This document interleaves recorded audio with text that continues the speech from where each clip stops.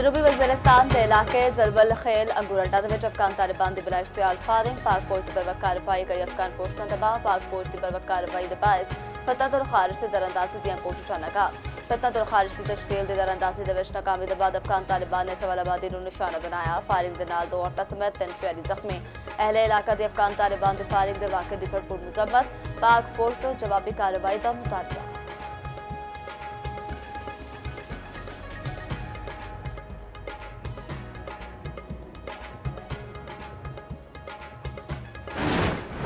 ईरानी वज़ीर ख़ारजा ने मुज़ाकराती अमल में पेशरफ्त इंतहा दे दिता आखिर ने इस्लामाबाद का दौरा बहुत फायदेमंद रहा पाकिस्तानी हुकाम नाल मस्बत गलबात हुई माजी का जायजा अगले मुज़ाकरात के तरीक़ेकार ते शर्तां दी गलबात हुई है।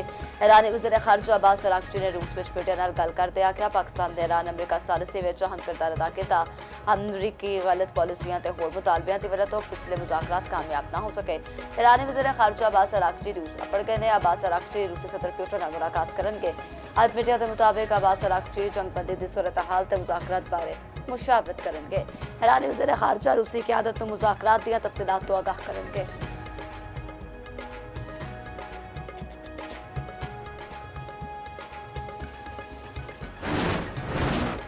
पाकिस्तान की ईरान अमरीका जंग के खात्मे लई सफारती कोशिशां तेज ईरानी वज़ीर ख़ारजा दा ओमान दे दौरे तो बाद दौरा इस्लामाबाद ईरानी वज़ीर ख़ारजा अब्बास अराग़ची की फील्ड मार्शल आसिम मुनीर नाल दूजी मुलाकात ईरानी मीडिया के मुताबिक ईरानी वज़ीर ख़ारजा ने अमन लई तहरीरी ईरानी शर्तां पाकिस्तान नूं पेश कीतियां।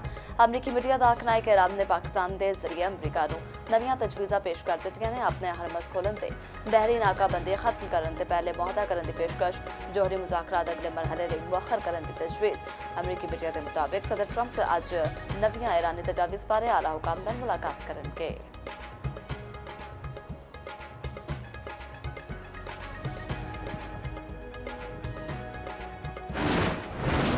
ईरान गल करना चाहता है तो सानू फोन कर सकता है। उम्मीद है ईरान समझदारी का मुजाहरा करेगा। अमरीकी सदर डोनाल्ड ट्रंप ईरान जंग के छेती खात्मे की पूरी उम्मीद आखते ने ईरान की जंग छेती खत्म हो जाएगी तो सी फतेह होवांगे।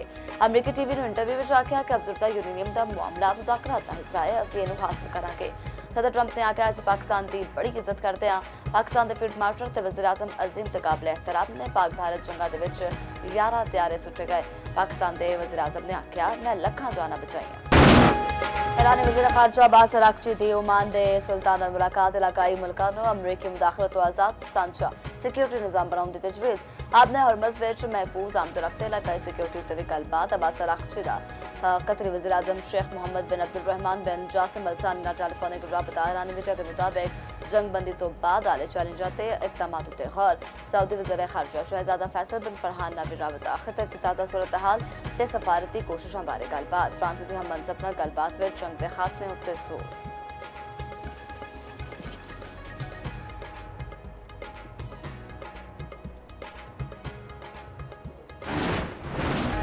अमरीकी सदर ने सहाफ़ियां दे नाल डिनर की तकरीब में फायरिंग का मामला मुलजम उत्ते अज पर जुर्मायत की जाएगी। कार मुकाम अमरीकी अटार्नी जनरल ने दस्सिया हमलावर का मुमकिन हदफ अमरीकी सदर सन। यह लगता है कि मुलजम ने कल कार्रवाई की तो होटल में ही कलिया सी।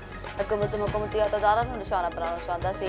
FBI वालों कैलिफोर्निया में मुलजम के घर उत्ते जिहड़ा तहकीकात जारी ने। पुलिस का आखना है फायरिंग के वाक़े के मुहरकात हुण तक वाजे नहीं हो सके। अमरीकी सदर का हमले तो बाद पहला इंटरव्यू आख्या कि हमलावर मसीहत मुखालफत नजरियात रखता सी और दिल विच नफरत सी। हमलावर ज़हनी तौर पर बीमार भी सी।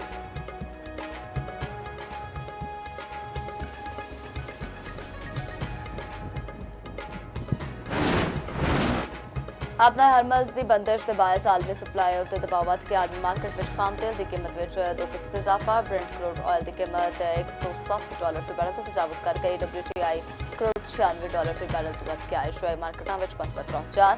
जापान का नकई 1.6, कोरियन कास्पी 2.3% वध गया।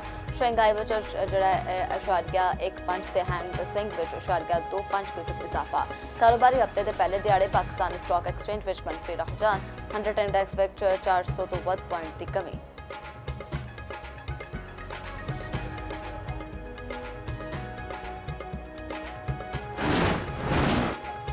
स्टेट बैंक आज मॉनेटरी पॉलिसी का ऐलान करेगा। मॉनेटरी पॉलिसी कमेटी का इजलास गवर्नर स्टेट बैंक की सदारत में होगा। इजलास में अगले 1.5 महीने लिए बुनियादी शरह सूद का तयन किया जाएगा। पिछले जायजे में पॉलिसी रेट 10.5% बरकरार रखा गया।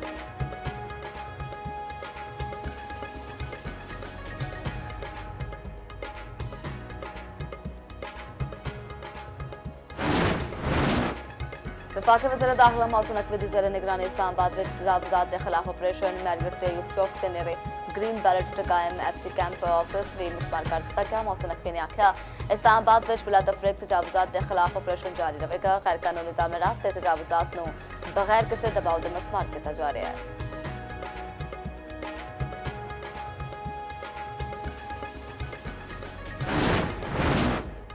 इस्लामी नजरियाती काउंसिल नूं कितनी हद तक राय देंदा है इख्तियार इस्लामाबाद हाईकोर्ट ने फैसला महफूज कर लिता। जस्टिस मोहसिन अख्तर कयानी ने दिमाग दिता है कि अदालत केस उत्ते कोई राय नहीं दे सकती। नजरियाती काउंसिल NCCI नूं राय नहीं दे सकती, ना ही NCCI नजरियाती काउंसिल तो राय लै सकती। नजरियाती काउंसिल नूं भी आख्या सी कि आप अपने इख्तियारात नूं वेख लैन तां सानूं फैसला न करना पवे। 28वीं तरमीम दे विच ये भी शामिल कर लईए ते इख्तियार वाज़े हो जाएगा।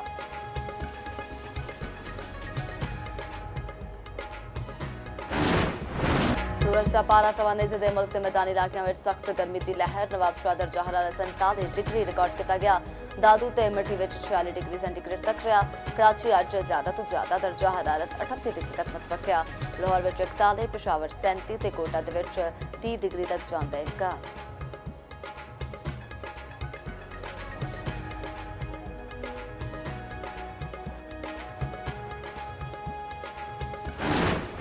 फॉल्स फ्लैग भारतीय सिक्योरिटी ते इंटैलीजेंस की वड्डी नाकामी। पाकिस्तान ने बुनियादुल मरसूख के जरिए भारतीय तकबर खाक विच मिला दिता। भारत सिक्योरिटी नाकामी उत्ते उठन आले सख्त सवालों के जवाब देने तो कासर BJP की मुनज़्ज़म साजिश के खिलाफ भारतीय अवाम ने भी संजीदा सवाल चुके थे। भारतीय अवाम ने अंदरूनी मसाइल तो तवज्जो हटाने लिए BJP के पुराने हथकंडियां नूं मुकम्मल तौर पर मुस्तरद कर दिता।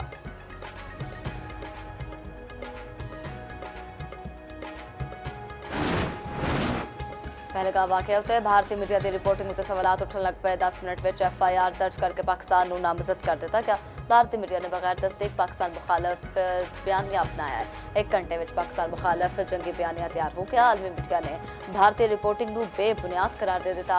पहलगाम वाक़ये नूं उड़ी ते पुलवामा तर्ज की कड़ी करार दे दिता गया।